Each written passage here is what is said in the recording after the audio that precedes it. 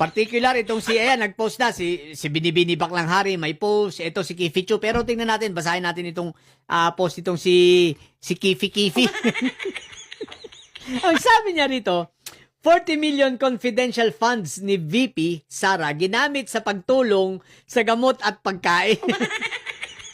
Gusto nila magalit tayo na ginamit sa food and medical aid. Sanay kasi tayo na ginamit sa Hermes at Relo at luxury cars ang taxes natin. Ano ba? Impeachment against Sara to or PR for her. Oh, wow. What the heck? Okay. Unang-una, kipi-kipi. Huwag kang tatanga-tanga. Basic confidential funds. Okay? Anong kinalaman ng pagbili ng gamot? Anong kinalaman ng pagbili ng pagkain? Anong kinalaman ng medical aid sa confidential funds? Ang confidential funds, kaya nga confidential, di ba? Intelligence funds, kasama rin yan. Ginagamit yan sa informations gathering. Ngayon, anong kinalaman ng pagbili mo sa butika ng Biogesic? Anong kinalaman sa pagbili mo ng Alaxan? At anong kinalaman na bibili ka ng Orocan? Kung di ka pala naman bobo, ano yun? Bibili ka ng Orocan, magbi-medical aid kayo para may upuan at may lamesa tapos ibabahagi ang gamot. Ganun ba yun? May ibang budget na pinagkukunan para sa mga yan. Okay? So kayo, palusot na naman kayo, yung katangahan ninyo, kabubuhan ninyo, kailan pa naging pambili ng gamot ang confidential funds? Di ba? May budget para dyan, hiwalay. Tsaka kung kailangan ng mga gamot, punta kayo sa DOH. Hindi, manghingi lang kayo, mag-request lang kayo sa DOH, hindi yung, o kaya kung gusto nyo ng pambigay ng pagkain, nandiyan ang DSWD. Anong kinalaman ng confidential funds na gagawa kayo ng sarili nyo gastusin? Tatanga-tanga ka na naman. Tapos sasabihin mo, gustong magalit ang tao. Paano gustong magalit ang tao? Confidential nga eh. Sasabihin nyo, paano magagalit ang tao? Bakit? Pinakinabangan ba yan ng tao? Kung yan ay confidential funds, sinabi nyo, binili ng mga gamot, bakit? Pinamigay ba yan sa tao? Paano naging confidential yan kung pinamimigay nyo sa tao? Ang bobo nyo lang. Pangalawa, di ba? Ibinili ng gamot at ng mga lamesa at pinamahaging pagkain. 40 million? Ang sabi nyo ba in 11 days? What the heck? Ano ba talaga? Di ba? 40 million, ano ka? Magtatayo ng sariling pharmacy? 40 million para sa gamot sa Biogesic. Diyos ko po, Rudy. Magkano ba isang Biogesic? Magkano ba isang Alaxan? Ano ba yan? May mga ooperahan ba dyan? Ano bang klaseng gamot yan? Pagkamamahal naman, ano bang klaseng lamesa yan? Nara ba yan? Alam ko, mga Orocan.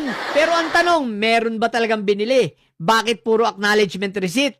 Alam nyo guys sa totoo lang ang pinapahamak nitong mga ito sa kabubuhan nila, pati pati yung mga pinagbilhan kung totoo meron bakit?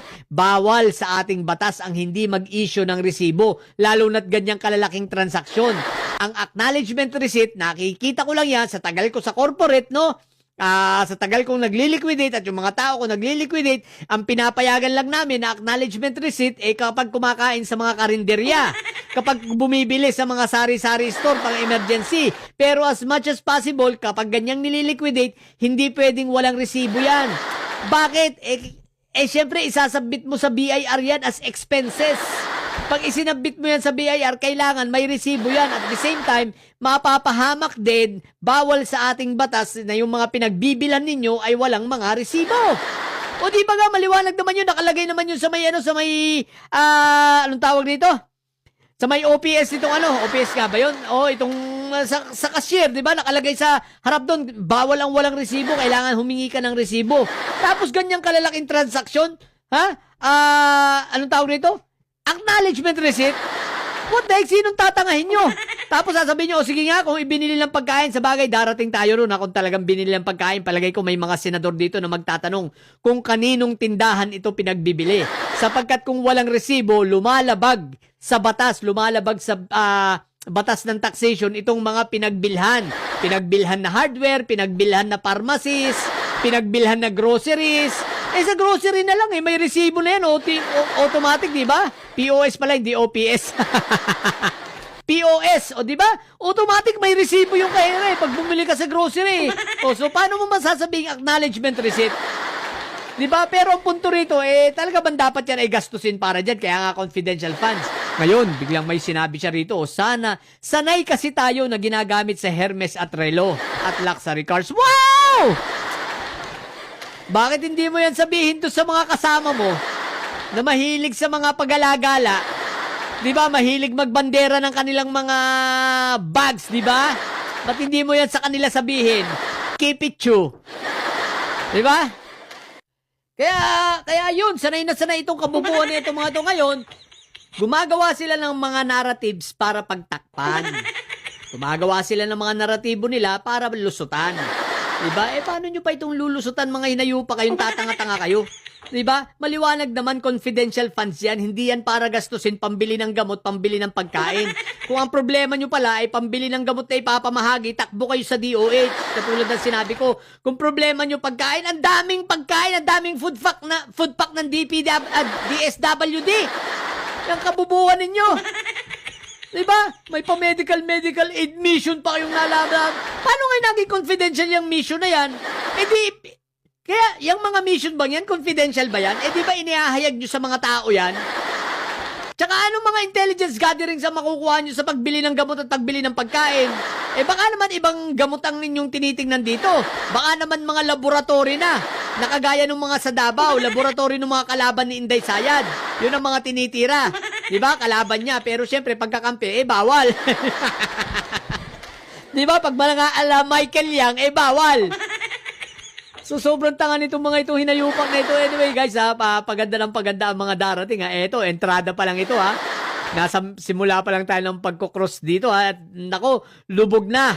Tsaka si Michael Powa, baka wag natin kakalimutan, ha. Kaya hindi masyado yung maka-object. Bakit? Dahil siya ay may direktang direktang involvement dyan, ha.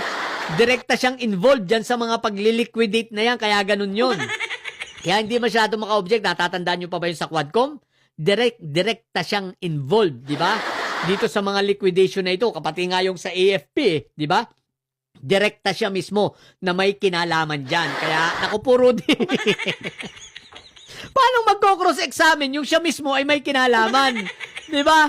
Kaya comedy dito, no? Kaya nga, di ba, dati tinatanong na ng prosecution, kailangan ba ni talagang mag-lawyer dito si Michael Powa, kung siya naman mismo, dapat tanungin. Di ba? So, yan ang mga exciting sa mga darating na araw pa ng mga impeachment trial, ha. So, abang-abangan natin. So, yun lang muna ang kabubuan nitong mga hinayupak na ito. Kung mga bobong didilis at may sayad dyan na nyo, ang tatay nyo ay preso, ang bipi nyo ay bobo.